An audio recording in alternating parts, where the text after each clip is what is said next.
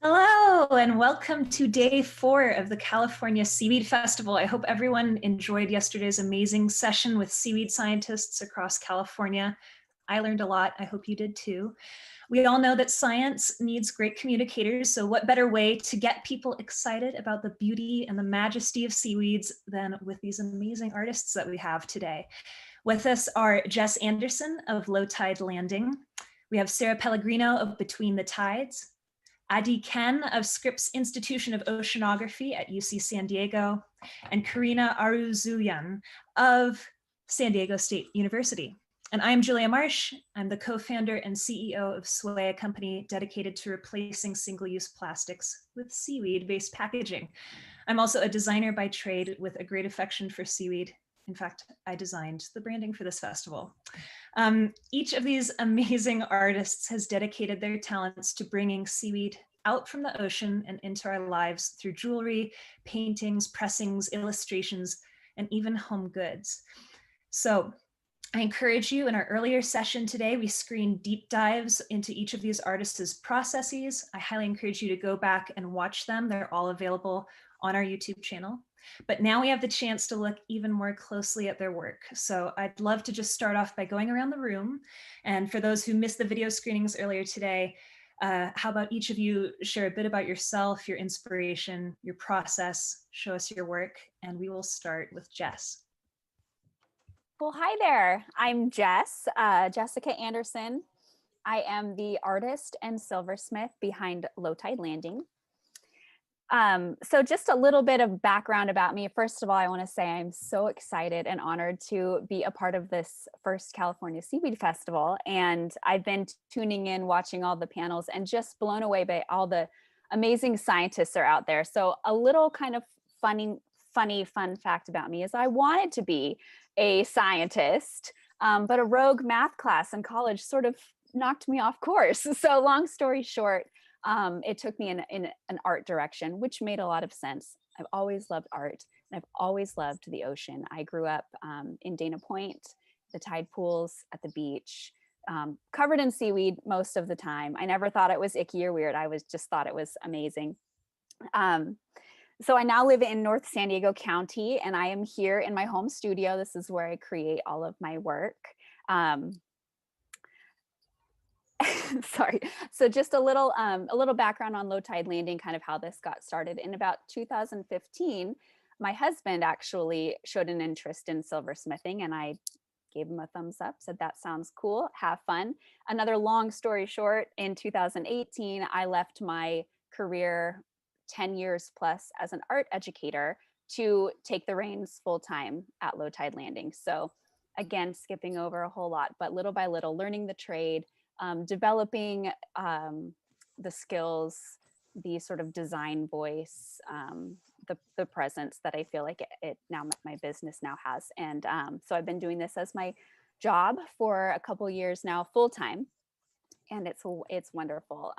I feel like every aspect of it is inspired by the ocean, from beach walks with my family to these, king tides and going and exploring the tide pools. I'm also passionate about free diving, so I spend a lot of time in the water. Just feeling like I'm a part of it has always really kind of made me come alive. So as a silversmith, I try and take all of those passions and turn them into my work. I use metals, mostly silver, sometimes brass. Everything is made by hand right here. I'm sometimes asked, what seaweeds do you use in your work? And I believe that people are asking that as in the sense of, are you casting your work? Is there actually seaweed in there? And no, it's not. It's all made, just, it starts out as like a sheet of silver and some silver wire. And that's kind of where all the magic happens. So yeah, that's a little bit about me. Really brief overview of the process. If there's any questions about that along the way, I'd love to go into more detail about that. But yeah, that's me. That's Low Tide Landing. That's what I do. So beautiful, Jess. I love to see just the raw material before it's been formed into something else. Could we see some finished pieces and maybe some of the tools that you Yeah. use? So, you Come know, I've got my closer. tools. Yeah, I've got my tools handy here. I would say everything pretty much, well, truly everything starts out with a pencil, either from sketching in my sketchbook, designing things, to actually drawing out the shapes of, for example, here, I'll just do this. Easy peasy. So here's one of my kelp earrings. You can see it has, this one is brass.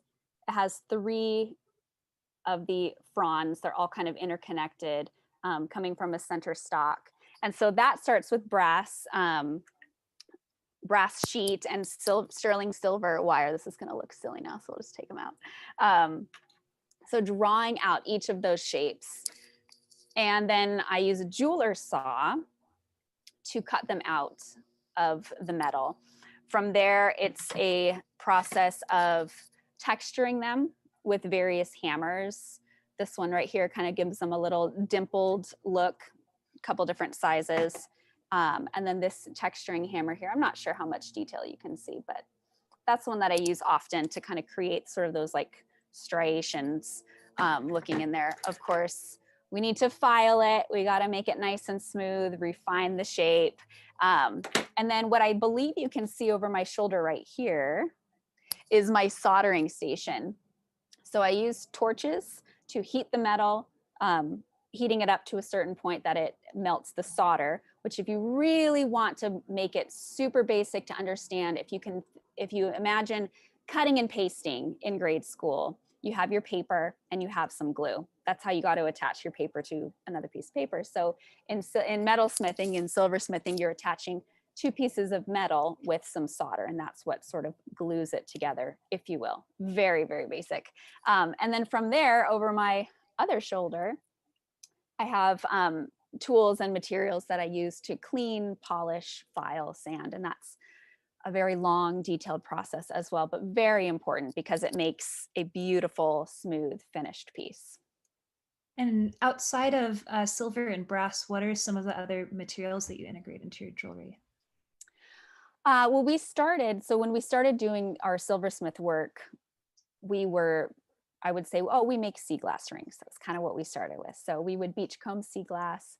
That has moved out into seashells, sometimes stones. Sea glass is still very near and dear to my heart. I love how we use, something that had been discarded, has been transformed into something more beautiful than it started out with, and then elevating it further into something that you can wear and enjoy. And it seems like a lot of people really kind of resonate with sort of the story of sea glass, the way we kind of, our rough edges get smoothed out and sort of like treasure from trash. That sort, I think that speaks to a lot of people. So yeah, those are most of the materials that I would use. Well, I love your work so much. You can find more information about Jess at lowtidelanding.com, as well as on Instagram at lowtidelanding. But we're going to talk more. I just want to get to another presenter. Thank you for showing us that. You're Sarah, welcome. can you give us a little overview? Where are you right now, and what is your expertise? Of course.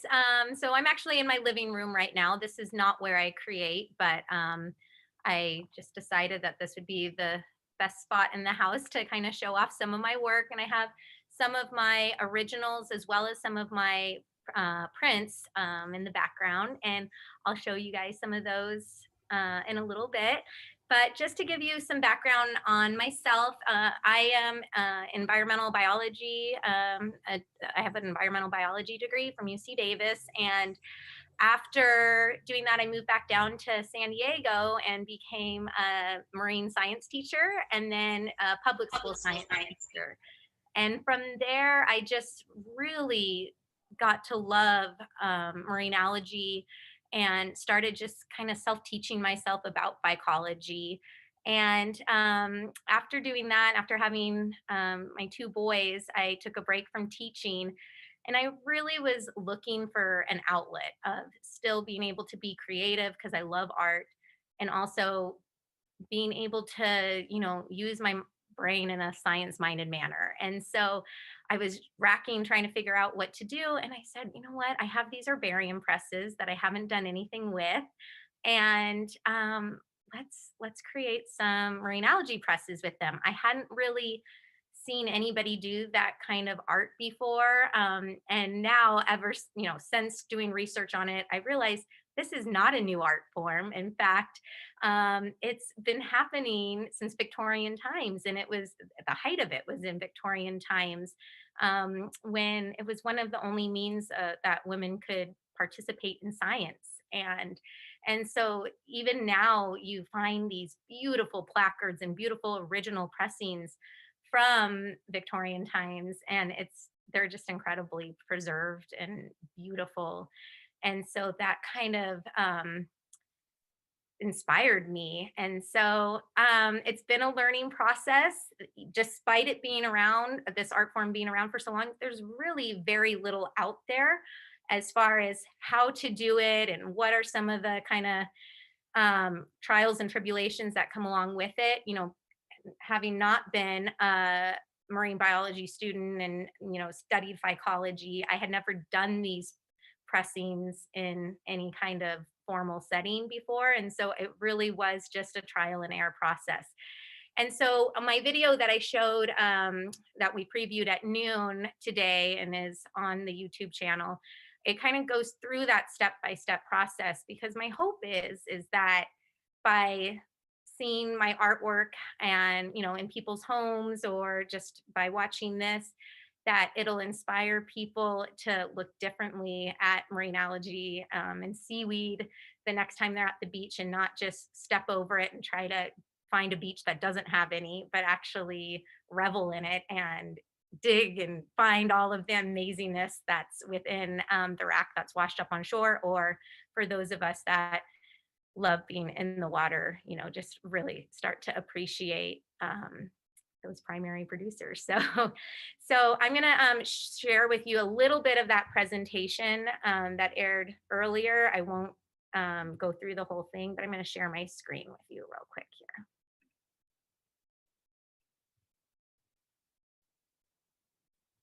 Let's see.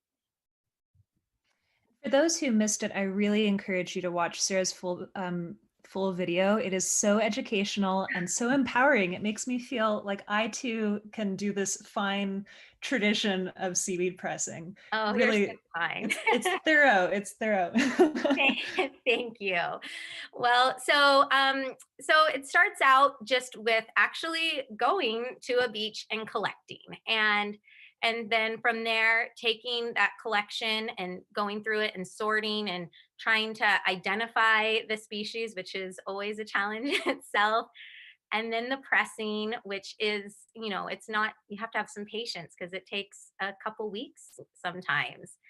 And then I think the one thing that kind of sets me apart from just an herbarium pressing is that I do try to present them in ways, artistic ways, that will resonate with people and will inspire people, and also kind of just show that movement of how it might look when it's in the water. So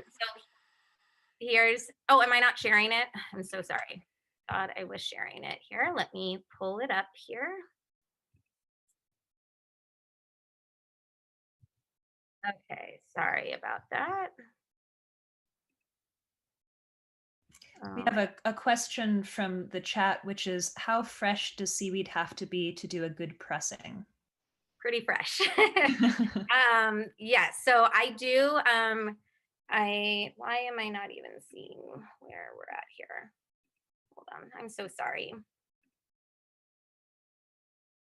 Okay, we're getting there. Share screen. Not happening still. I'm so sorry.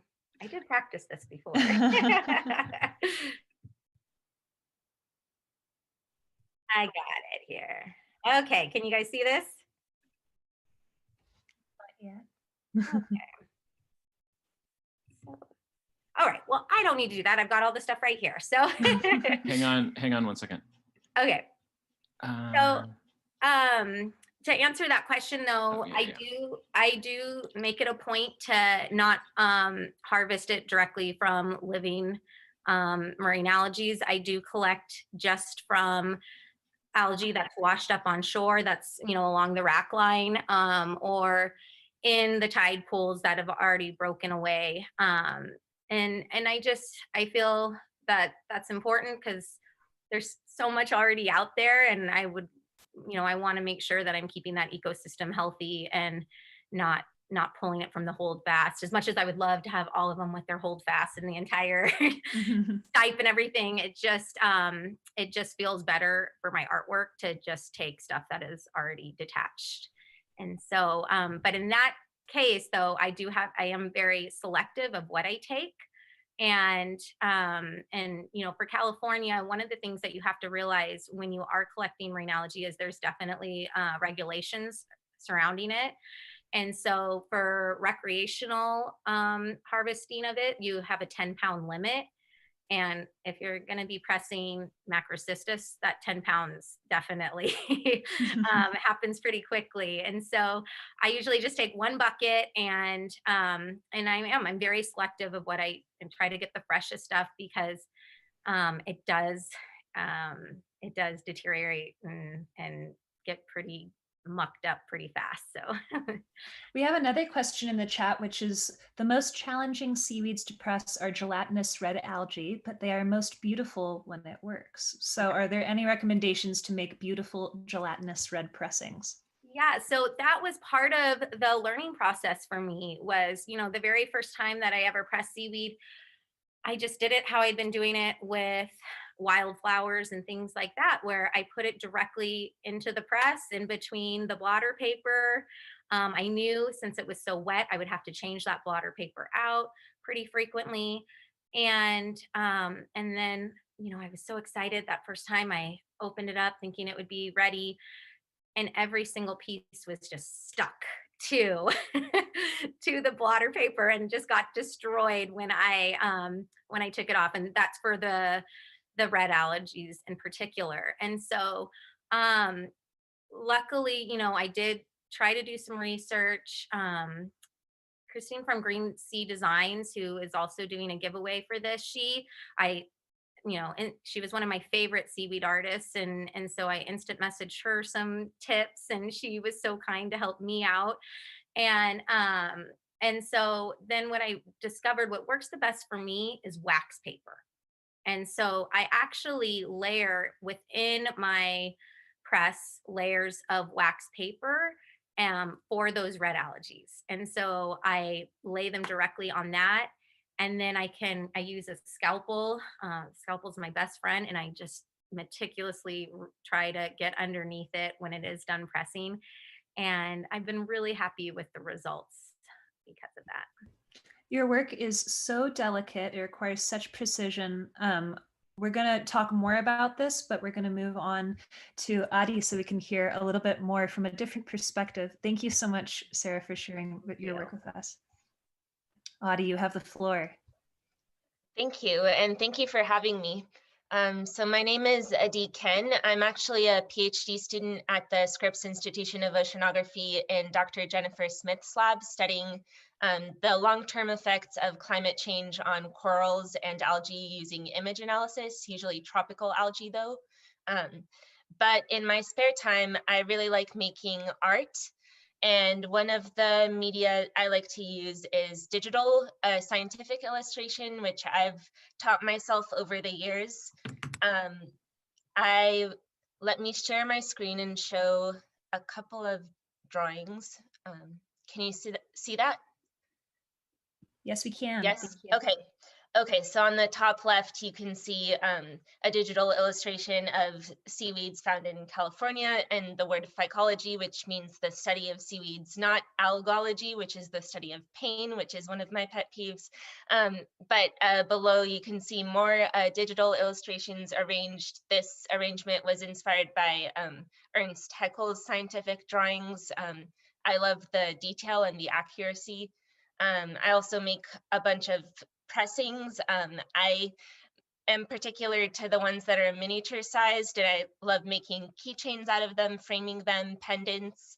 Another of the things I like to do is photo editing, one of which you can see in my Zoom background, but taking a picture of a pressing and then adding a kaleidoscope effect. And I also have experimented with resin, which we'll hear more about from Karina, and just making all different sorts of crafts from seaweeds. It's kind of my creative outlet, and I'd recommend it to anyone because even if you don't feel that you're a creative person, the seaweeds sort of speak for themselves. And in my opinion, there's nothing that's not beautiful made out of seaweeds. I am fully obsessed with seaweeds. I have a phone case, a tattoo of seaweeds. I was inspired by my advisor who taught phycology, marine plant biology years ago, and then recently I TA'd the class and provided a visual study guide of my illustrations showing diagrams of the seaweeds to help teach the students. Yeah, so that's my main inspiration. And now I'm totally hooked. I think they're so beautiful, and not to mention important and underappreciated. I love how fully committed you are to seaweeds. It's so awesome. I have some questions from the chat. How fresh does seaweed have to be for a good pressing or a good resin cast? So for the resin casts, my experience has been you want them to be fully dry before placing them in the resin, because otherwise the moisture can interfere with the resin curing or hardening. I've tried it before with partly wet samples, and the resin liquid solution remains sticky. Maybe there are others that you can use with wet samples, but I would recommend drying it as much as possible. Another question I just have personally is, it seems like you're covering like every category, and slowly we'll just have everything is seaweed themed. What's on your radar? What's coming next in your portfolio? I don't know. I'll have to see what strikes me. The kaleidoscope photo edits were in the latest of my designs. They're so beautiful. I love them. I'm also going to dare one of the co-founders of the Seaweed Festival to also get your seaweed tattoo because it's beautiful. Let's hear from Karina. Let's hop over to Karina. Thank you, Adi, for sharing with us. Karina, you are also in the resin world. I am in the resin world, and it only makes sense for Adi to have gone first because Adi was my mentor as an undergrad when I was at UC San Diego as a volunteer in Jennifer Smith's lab. And while studying algae and coral reefs, Adi and I naturally bonded over algae. And one of the gifts and little trinkets that she gave me was this tile right here, which has Halimeda, which is a tropical coralline green alga. Amazing, this being the Tenicula species. And I just fell in love and was very inspired. I'd always done pressings before, but to have something that you can hold and have some sort of function with too really attracted me. So a little bit about myself. I am currently a master's student at San Diego State University. Dr. Matt Edwards is my advisor, which is a kelp forest lab, but he's a phycologist by training. And I've always been very fascinated with coralline algae in particular. I just think that I find, you know, on top of algae being extremely underrated, I think coralline algae is in particular very underrated, and so vital for, and having a lot of their ecological purposes just, you know, come into play. But to see how beautiful they could also be in art has really inspired me. So after Adi, you know, showed me what can be done and different things with pressings, I wanted to take it a step further, and I really try to go down different routes. And I've got a couple things in front of me over here. Kind of hard to see, but here is just a little bit more resin. These can be keychains or earrings, and these are coralline algae. And the thing about corallines is that they don't preserve very well when you press them. It's a little challenging. I've got one right here that I've pressed and is pretty nice, but otherwise it's a little bit of a challenge, and a lot of the times they lose their pigment. But I found that in resin, they actually can hold it up pretty nicely, and you can see how thick their, you know, thallus can really go. So I've done, you know, I've played around a lot with the different forms of resin in terms of, you know, adding pigment. I have this guy right here. This is not coralline, but, you know, I think I'll submit some photos of these later because I feel like Zoom isn't doing a great job at capturing how beautiful they could be. But I've also played around with, you know, making some coaster designs. So these are fun. And just, you know, playing with pigments too, you know, why not? You know, studying phycology, you know, becomes your world, and then you just become enamored and want to do a bunch of different things. I've been really into different cheeses, and here's my board that I made in my video that hopefully you guys have watched or will watch later. It's still hardening, so I have to hold it. This handle is pretty loose. Resin takes a while to harden, especially if you're working with something big. But you know, you can, you know, the limit is basically what, you know, vessel you're using it in. And basically if you have something that's like a silicone ice tray, that works great. And I found these cool crystal-like ones on Amazon that I feature in my video. And I feel like these, you know, look like seawater, and I've got a bunch of different algae through it. And when the sun shines through, it's really fun. And I use this as like a paperweight or just a little figurine that I enjoy looking at.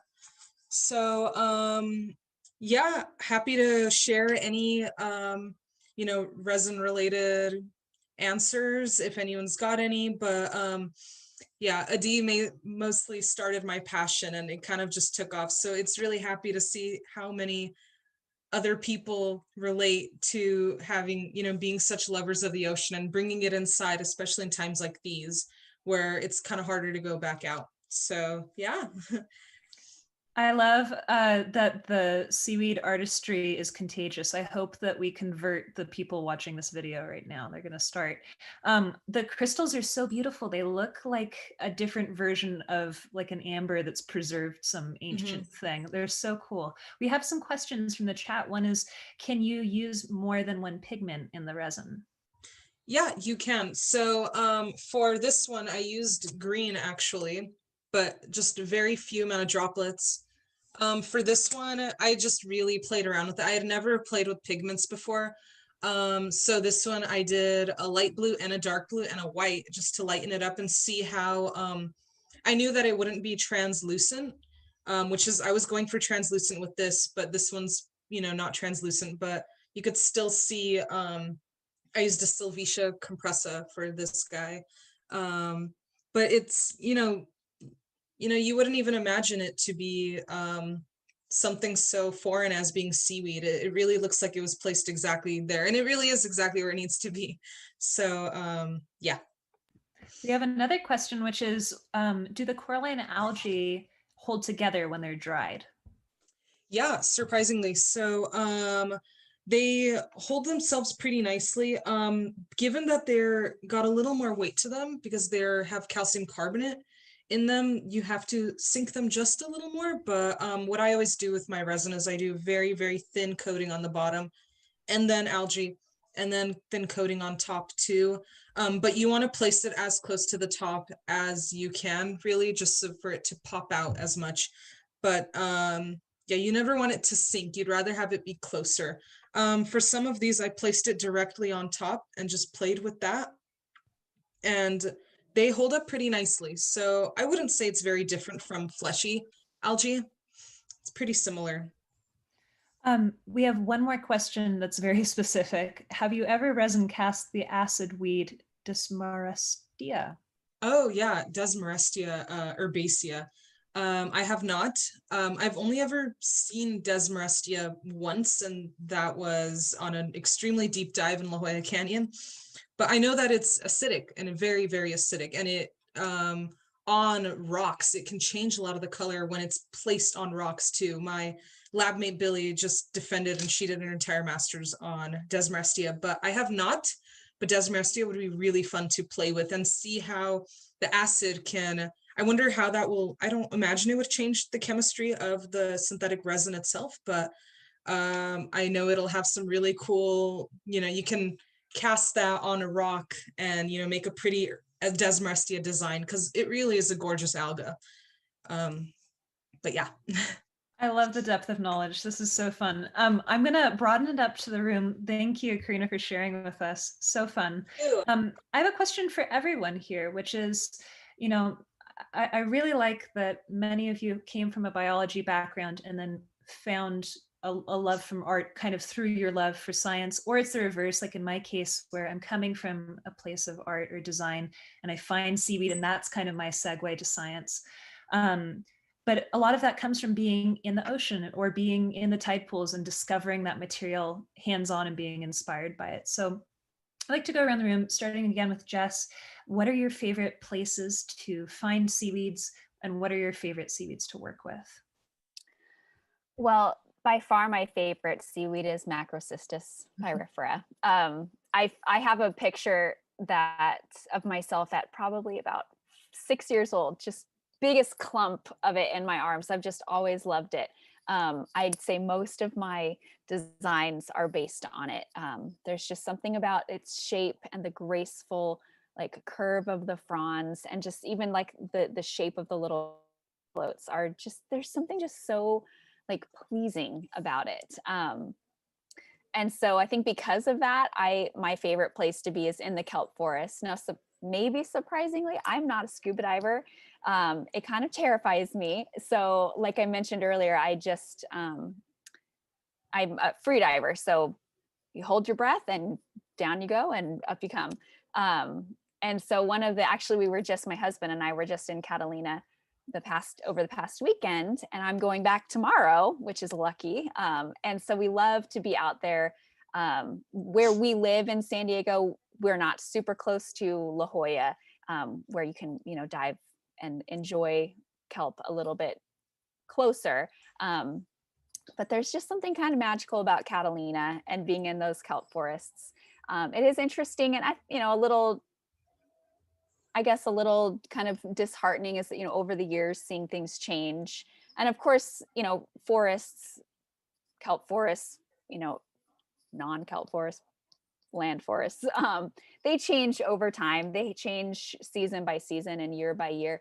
But seeing some of those kelp forests kind of thin and dwindle, it makes me, I think, even more grateful that I have experienced them. It makes me, I think, more motivated to share their beauty, knowing that there's something that, not everyone, first of all, will get to experience anyways, because you're not close to the coast, or, there are obviously limitations of getting into the water and being there. But also feeling like this is a precious resource that I personally don't want to take for granted. And I want to share that beauty, to share that, the desire to protect it. That's why it's great to preserve the beauty of it too in the work that you create. And I guess that's what everyone here is doing. Really quickly before I ask the next panelist, but what's the most elaborate seaweed piece of jewelry that you've ever made? Most elaborate? Probably the one right behind me. Pop these out.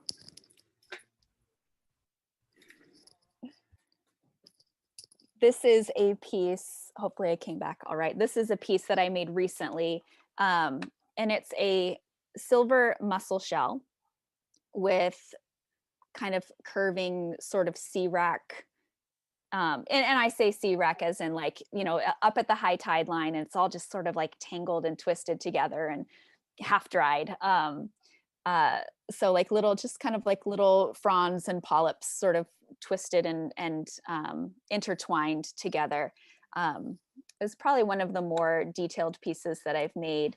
The shell again was, hopefully you can kind of see that. I know it's a little pixely on these things. But the shell is formed, it's 3-dimensional. It has like a nice shell curve to it and carved, again, not cast. So I just made it from silver sheet. And that's sort of a new technique that I'm walking into lately. And so that's been a lot of fun to play with and experiment with. So beautiful. I love seeing the jewelry up close. Would you mind just showing us some more of what you have in your shop? Some of the rings, maybe? I think people would really like seeing it up close. Yeah. Let's see. I hope I'm not too far.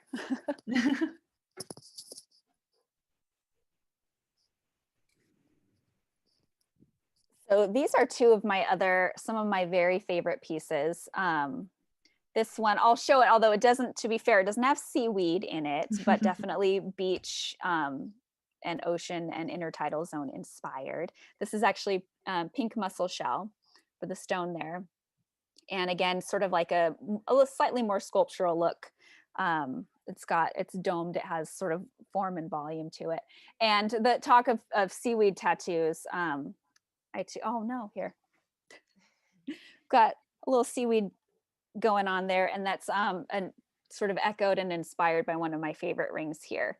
And this is all cut, sawn out by hand with that little very fine jeweler saw. Got a little droplet of abalone there. I love bringing abalone into my work just because of the whole interconnectedness of just the whole, you know, intertidal and kelp forest, and again, sort of the history and the story of abalone here on the California coast. And so I feel like that it just kind of speaks to me to include that in my work. So we've got some shells, seaweed, abalone.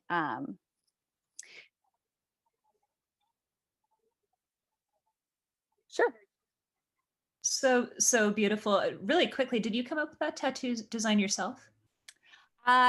I will say, yes, I did. The artwork itself is from the tattoo artist. She's a girl in San Diego, does amazing work. So I told her exactly what I wanted, and she was the one who kind of put her own style on it.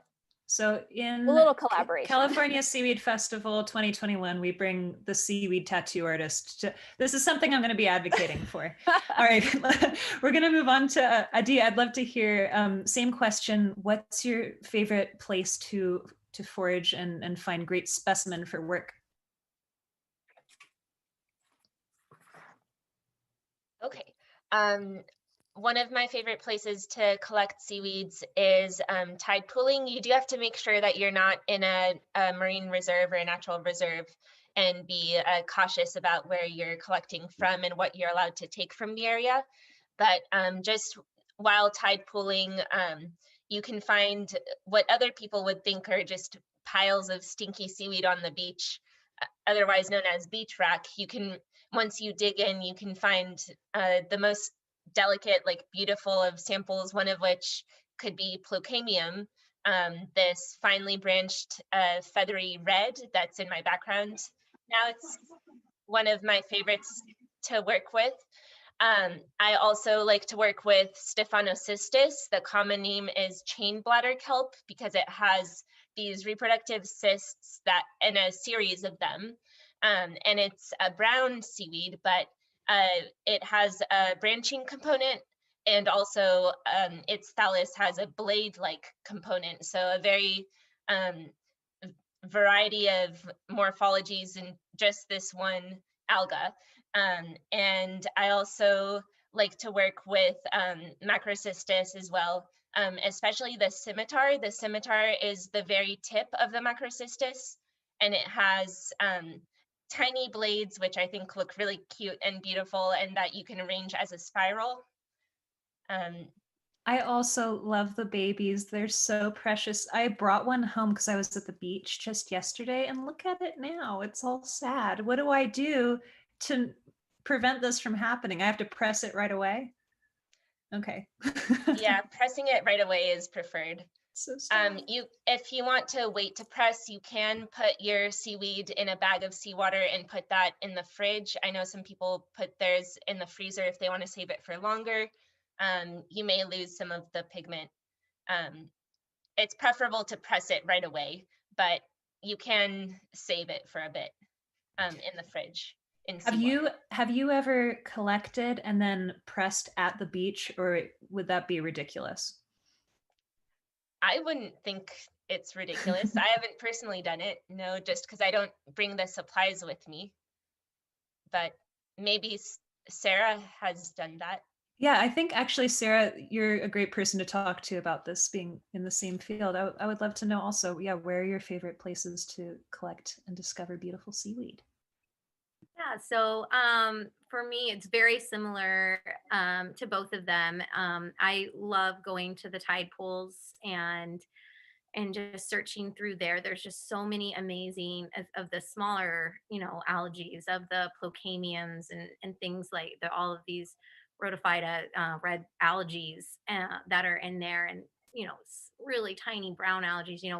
In San Diego, when we think of seaweed, we think of kelp of macrocystis, and that's what people are looking at on the rack line of the beach. And so when you go to the tide pools and just see the abundance and the diversity of the seaweed, it's amazing. And so that's my favorite place. Like Adi said, you do have to know the regulations and know if it's a marine protected area, and because you cannot collect there. For collection, if you are in a marine protected area, it has to be above the high tide line. And so at that point, a lot of times it's not the freshest of algae, but believe me, that's some of my stuff has come from marine protected areas, and that's because I have been able to collect it above that high tide line. And it's kind of funny because I look for the super low tides to collect when I'm not in a marine protected area, and then I look for super high tides that's when I go to the marine protected areas, because then I know, okay, I'm safe, this is legal to do it, and I can do it at high tide. But so that, and then as far as my favorite species, I kind of go back and forth, and I think my art reflects that. And when I first started, I was just so overwhelmed and overcome with the diversity of these just little, red algae, and just how beautiful they were. And it became like the question from before. It's, a pretty big challenge to press those and get their pigments to stay, and to make sure that you get all of their little structures that, and you have to press them while they're still submerged underwater in order to kind of get out all of those structures. And so it became a challenge, and I just think they're beautiful. And I think when people talk to me about my artwork, that's what they're most impressed about, is they don't realize they know the kelp and and the larger of the brown algae, but when they're like, wait, these are at the beaches where I go to, and like you go to the same beaches, and this is there. And so for my work now, I love doing those, because I think that's what does inspire people to take a closer look and start really looking not only at the fresh specimens, but also just on the shore, and really take a closer look at it.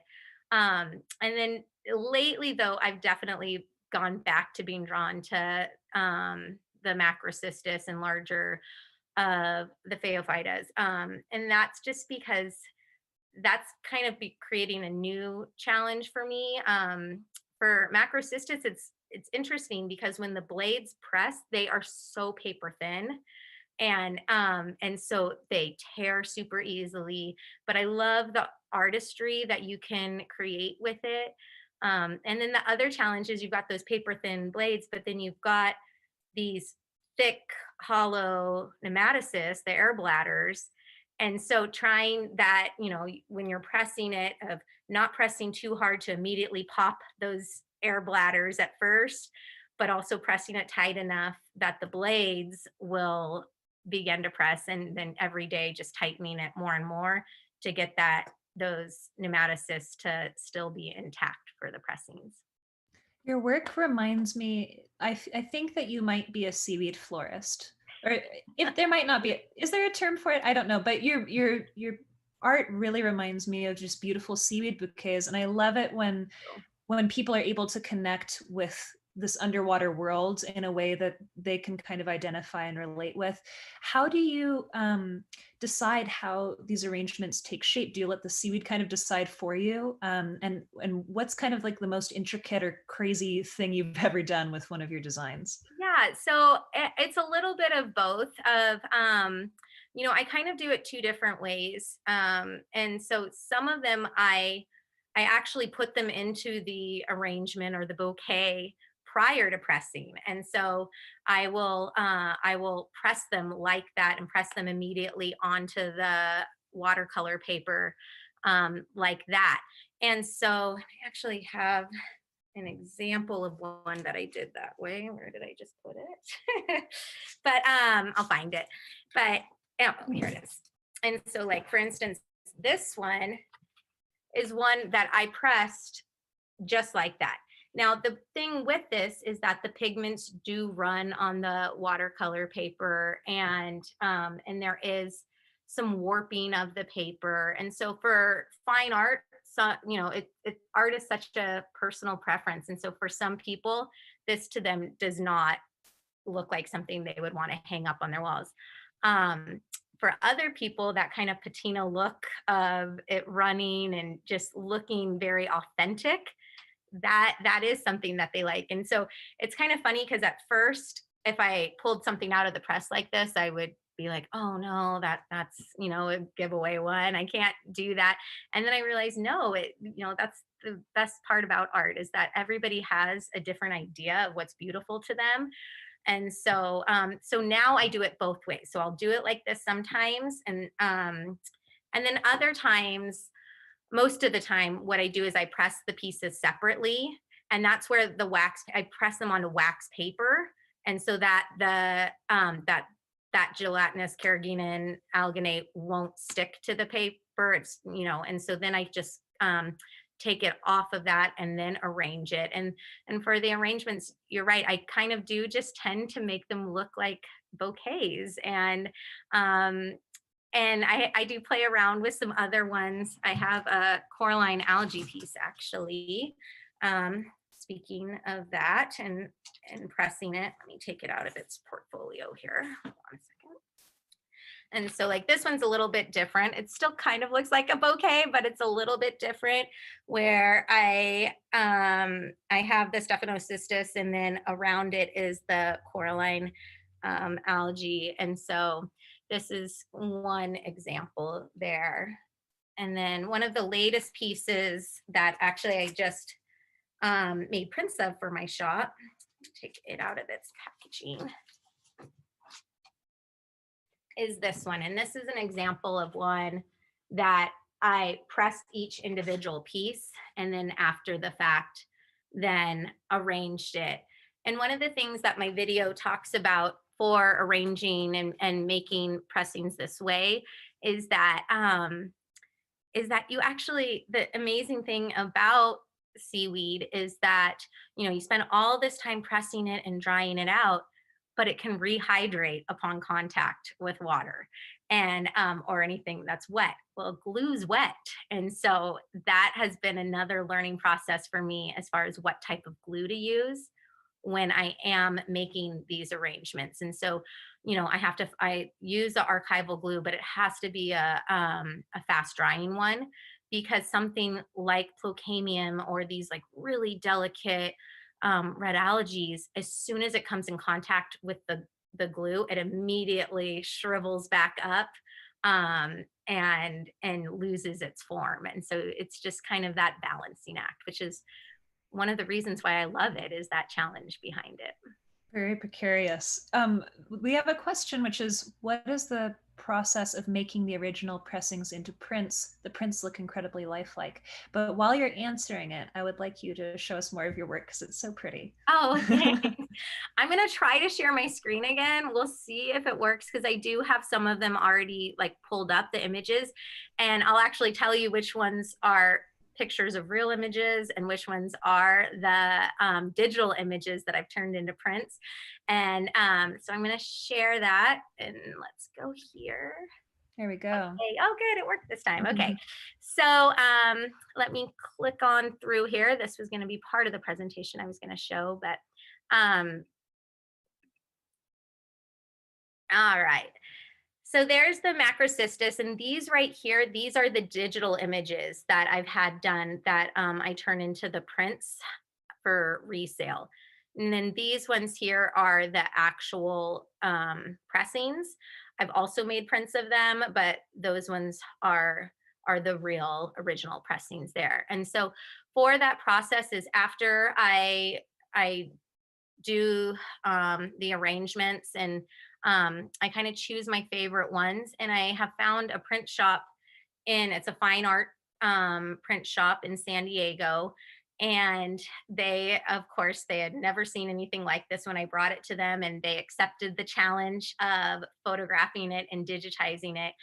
And like everything, it was, you know, a process of trying to get it where, because I was very adamant that I wanted you to see the dimensions of it and see and feel like it was the real thing. And I want people to be able to like go up to it and touch it and see like, is this real or is this a print? And so so they take high resolution photographs of it, and then we do not do any kind of photoshopping of the colors themselves. So the colors you see are the colors of the actual pressings. And I've just been really happy with the work. I actually have a few examples of the prints versus the original pressings that I can show you guys if we have time, or should we move on? Let's see it real quick, Okay. and then I'm going to move on to Karina. But this is so interesting. Oh, Will you stop sharing your screen so we can see? Of course. Yeah. On my cursor here. Oops. All right. Excellent. So let me go grab it. Perhaps while she's grabbing it, I can ask this to everyone, which is, people have a question. Do all of you beachcombers search for seaweed after storms? Yeah, I feel that you can find some pretty cool, unique ones that have been pulled from deep in the benthos afterwards. I'm a big fan of Botryocladia, which is the sea grapes, the reds, and those are a little particularly difficult to find. And the only few times I have found them have been post-storm. So yeah, you find some pretty cool ones afterwards and, washed up, which is pretty nice. That's lucky. I've never found sea grapes washed ashore. Yeah, it made my day. It's like jackpot. Looks like Yes. Sarah has her prints to compare. Yeah, so right here, this one in the frame, this is an original that I did keep. And then next to it, this is the print. And so I don't know if you can kind of see, of course it's in the plastic, but they're very similar. One of my favorite though that I had digitized is another one of my personal ones that I did in a floating frame. And this is definitely going to be hard to see, but I did this one in a floating frame. And the thing is with floating frames is that you definitely have to keep them in an area without direct sunlight because the algae will fade over time. But so it's had some slight fading, but I've had this one for over almost 3 years now. And it's really hard to tell, but up against the wall, it's still beautiful. And then I turned it into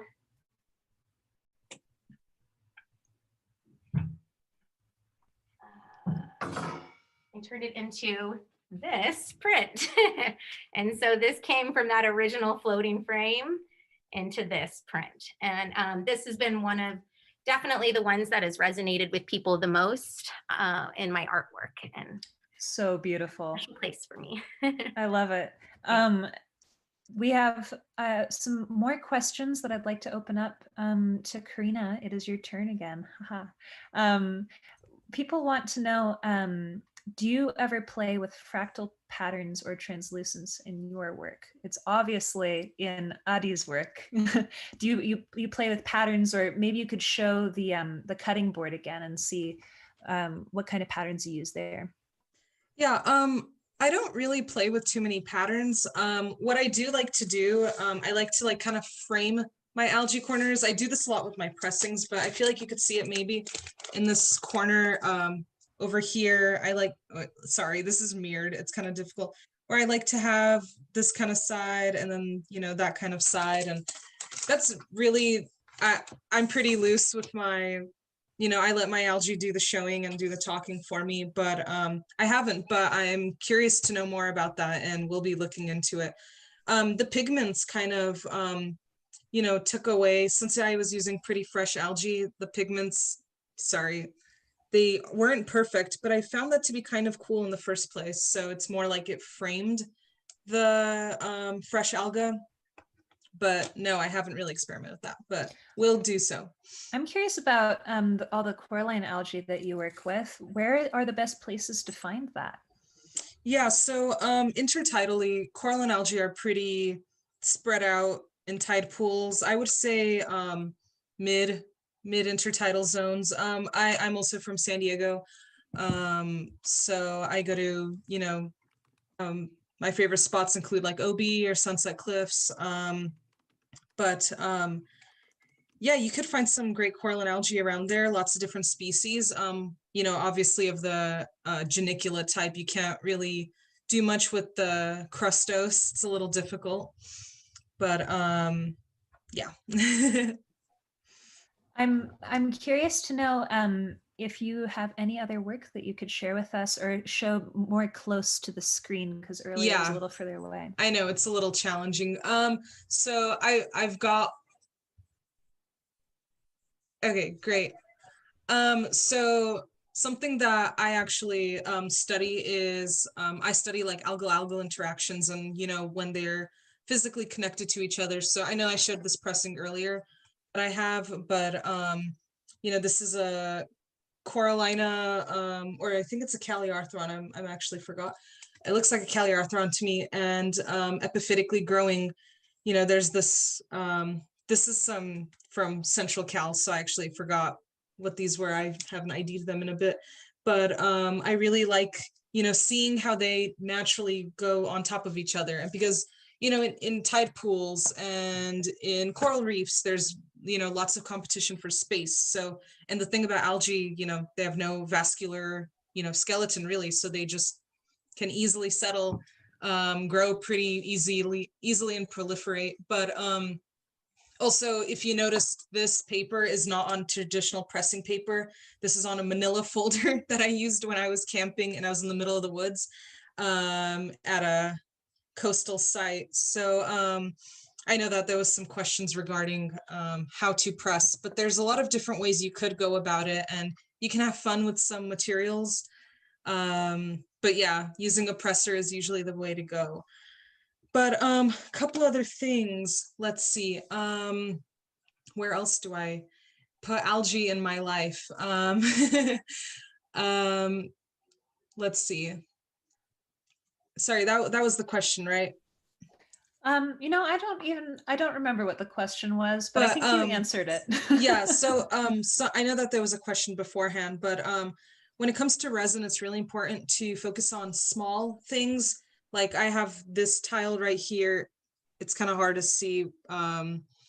There's it's just a single little, it's like a little heart, and it, just this single little, and as the tiniest little, I guess, miniature holdfast, but not really an actual holdfast. And I've got these guys over here. This is from the top of the Stephanocystis. When it blossoms really nicely, just like in Adi's tattoo. You have to focus on really miniature things. And I think that the really what resin has really forced me to do is look at algae extremely up close and look at the tiny perforations and the tiny branching structure, and just appreciating that to its extent, on top of the, you know, the whole formation of it too, which is grand. I love the work that you create. If someone was interested in purchasing some of it, where might they be able to find Oh yeah, possibly a future Etsy site at some point. It would be it? nice to fund graduate school. But yeah, once you know, and the thing is, my you know, resin, it never comes out perfectly either, and the algae have a mind of their own, but I appreciate that. Just as Sarah was saying, you kind of let them do their own dance. But that's the nice part of it. You know, you get to appreciate them in all their glory. And one thing I want to add about algae and tide pooling and spots to go, you know, I'm a pretty avid scuba diver, and I don't collect them during dives unless, you know, for research purposes, but appreciate them a lot. But, you know, I feel as though algae are an extremely accessible way of appreciating the ocean and bringing it back in, because, you know, even scuba diving is such a privilege to do, and, you know, is very, you know, cost heavy and can be stressful for some. It was stressful for me at first, but I've grown to fall in love, and I'm very comfortable now, which is, I'm very grateful for. But, you know, going to a tide pool, it's very accessible for most people, and it's just about knowing the gold mine that you're walking into. But, you know, you don't need to step into, you know, into the water to look at the beauty that the ocean can bring. So That is so true. I couldn't agree more. We are sadly out of time, but I would really like to get back to Jess and to Adi. I have a couple more questions. Do you guys have just a few more minutes? That'd be okay. All right. Well, speaking of what's coming next, potentially an Etsy shop for Karina, I hope so. Jess, people in the chat would like to know, are you planning on ever doing anything larger than jewelry, and anything sort of like a structure or a sculpture or anything like that? But as you answer the question, I would also love to see more jewelry. All right. Well, I will say, while I don't have concrete plans for a sculpture, never say never, because there's always so much to learn. One of my goals for this coming year, I would call this a more sculptural, definitely more sculptural piece. I know it's hard to sort of translate on a Zoom call, but it's quite three-dimensional. Oh, well, thank you. And that's, I think, what is captivating me these days is more sculptural style. So learning that's something that will be coming up for me this next year, is workshopping and learning some new techniques and stuff like that. And yeah, I will say that some of these things that I'm exploring, I want to show this. This is another, oh, he's got stuck. Another mussel. Oh, that's probably a bad angle. Another mussel. That's a very cool piece of multicolored Davenport sea glass. And people in the sea glass community will know that Davenport sea glass is, it's up there. It's fancy stuff. But yeah, I think as I'm learning more and getting more excited about the craft and the trade, I certainly do feel like I'm itching to make things bigger. And I have this dream of someday making like this huge, like a wall size, just sort of climbing, swaying kelp stock. I've seen it on the side of a house somewhere.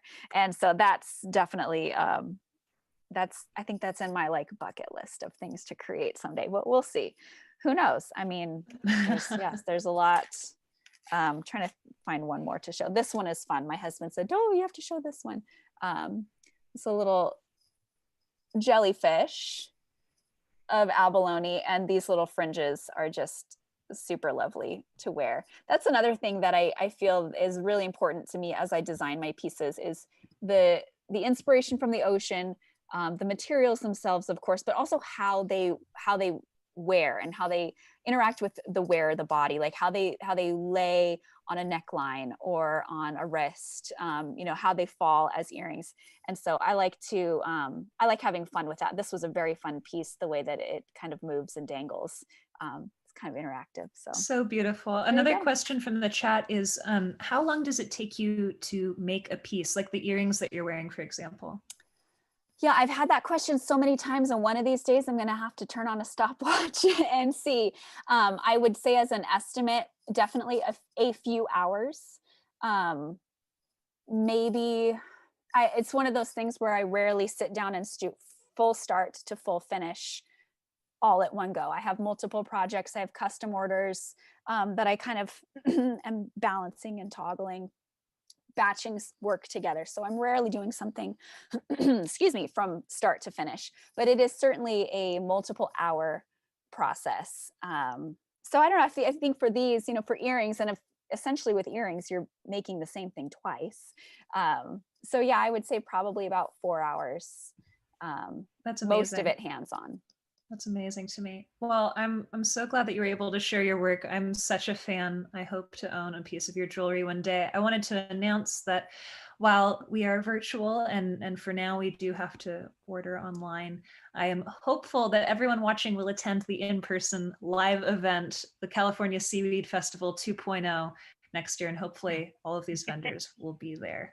One last question, Adi, people want to know, where can they get a seaweed phone case?